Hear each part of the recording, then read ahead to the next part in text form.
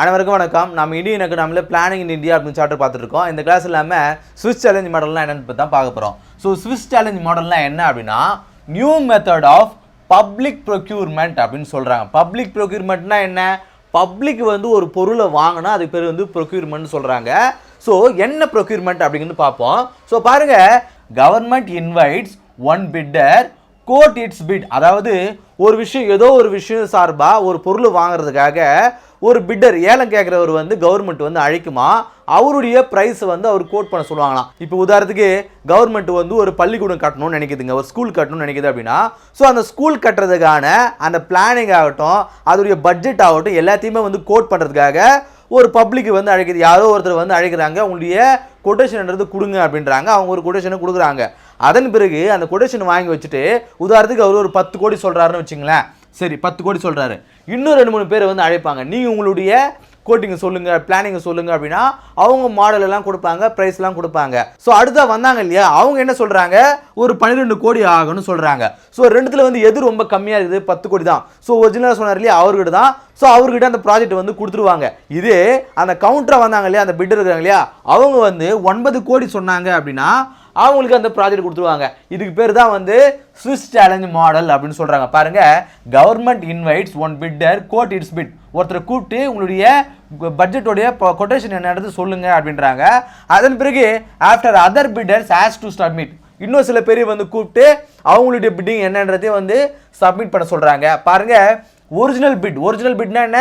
First யாரை கூப்பிட்றாங்களோ அவங்க தான் வந்து ஒரிஜினல் பிட்.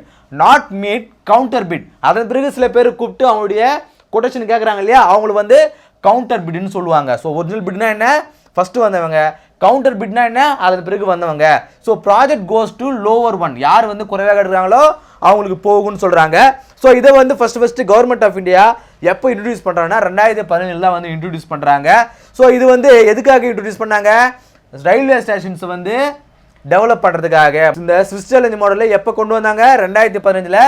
எதுக்காக? ரயில்வே ஸ்டேஷன்ஸ் வந்து இம்ப்ரூவ் பண்ணுறதுக்காக. இது வந்து சென்ட்ரல் லெவலில் யூனியன் கவர்மெண்ட் தான் வந்து 2015 முதல்ல இதை கொண்டு வந்தாங்க. ஆனால் 2006 குஜராத் வந்து இதை ஃபாலோ பண்ணிட்டு வராங்க. அவங்கள தொடர்ந்து நிறைய ஸ்டேட்லேயும் இந்த மெத்தடை வந்து ஃபாலோ பண்ணிட்டு வராங்க. இதை வந்து சுப்ரீம் கோர்ட் வந்து எப்போ அப்ரூவ் பண்ணாங்க அப்படின்னா 2009 அப்ரூவ் பண்ணிட்டாங்க. இந்த மெத்தடில் நீங்கள் ஃபாலோ பண்ணலாம் அப்படின்னு சொல்லிட்டு. இது வந்து இல்லீகலாக கட்டினா கிடையாது, லீகல். ஏன்னா சுப்ரீம் கோர்ட்டே வந்து அலோவ் பண்ணிட்டாங்க, இந்த மெத்தடில் வந்து ஃபாலோ பண்ணிக்கலாம் அப்படின்னு சொல்லிட்டு. ஆனால் இந்த ஸ்விஸ் சேலஞ்ச் மாடல் அப்படிங்கிறது பிபிபி கிடையாதுங்க, பப்ளிக் ப்ரைவேட் பார்ட்னர்ஷிப். இதை பார்க்கும்போது கவர்மெண்ட் ஒருத்தரை கூப்பிடுறாங்க, அவங்களோட பட்ஜெட்டை வந்து கோட் பண்ண சொல்கிறாங்க.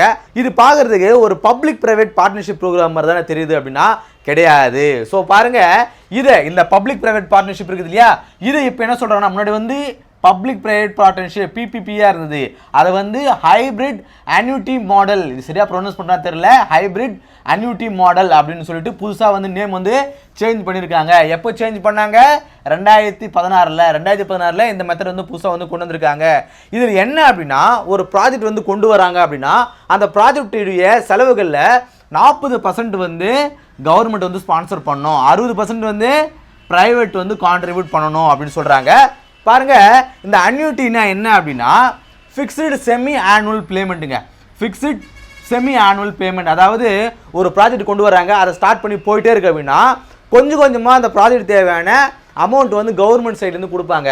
அது பேர் தான் அன்யூட்டின்னு சொல்லுவாங்க. இப்போ நம்ம ஏரியாக்களில் நமக்கே கூட வந்து இந்த கவர்மெண்ட் வீடு வந்திருக்கு அப்படின்னு சொல்லுவாங்க. உடனே வந்து அந்த 2 லட்சமோ 3 லட்சமோ கவர்மெண்ட் கொடுத்துருவாங்களா?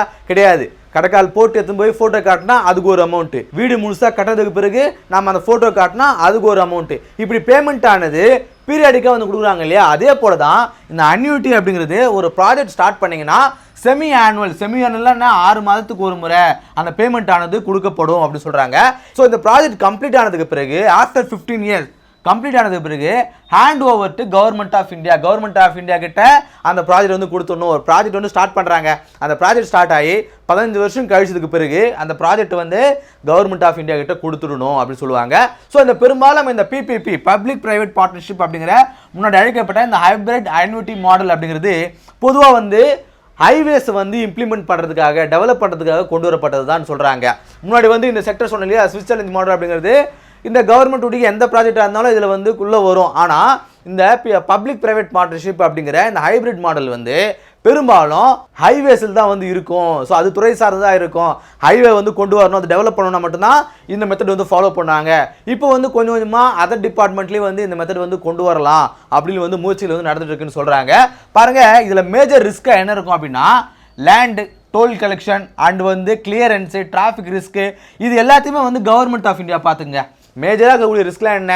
அந்த ரோடு போகிறதுக்கான லேண்டு வந்து மக்கள்கிட்ட இருந்து வாங்கி கொடுக்கறது, அதன் பிறகு வந்து டோல் கலெக்ஷன், ஒரு டோல் பூத் அமைச்சு அந்த கலெக்ஷன் வாங்குறது, அதன் பிறகு கிளியரன்ஸ், ஏதோ ஒரு கிளியரன்ஸ் வரணும். ஸோ அது வந்து இந்த விவசாய நிலத்து வழியாக போகுது அப்படின்னா அது கிளியரன்ஸு, இதெல்லாம் வந்து கவர்மெண்ட் ஆஃப் இந்தியாவே பார்த்துக்குவோம். என்ன வேலைன்னா கன்ஸ்ட்ரக்ஷன் பண்ணுற வேலை மட்டும்தான், அந்த ரிஸ்க் மட்டும்தான் ப்ரைவேட்டுக்கு.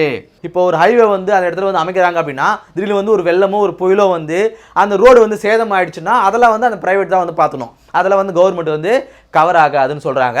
ஸோ ஒரு ஸ்கீம் கொண்டு வராங்க அப்படின்னா ஸ்விஸ் சேலஞ்ச் மாடல் மூலமாக வந்து கவர்மெண்ட் கொண்டு வராங்களா, இல்லை பப்ளிக் ப்ரைவேட் பார்ட்னர்ஷிப், அதாவது ஹைப்ரிட் ஐனூட்டி மாடல் மூலமாக அது கொண்டு வராங்களா அப்படிங்கிறத இந்த கிளாஸ் மூலமாக நம்ம தெரிஞ்சுக்கிட்டோம். ஸோ அடுத்த கிளாஸை சந்திப்போம். நன்றி.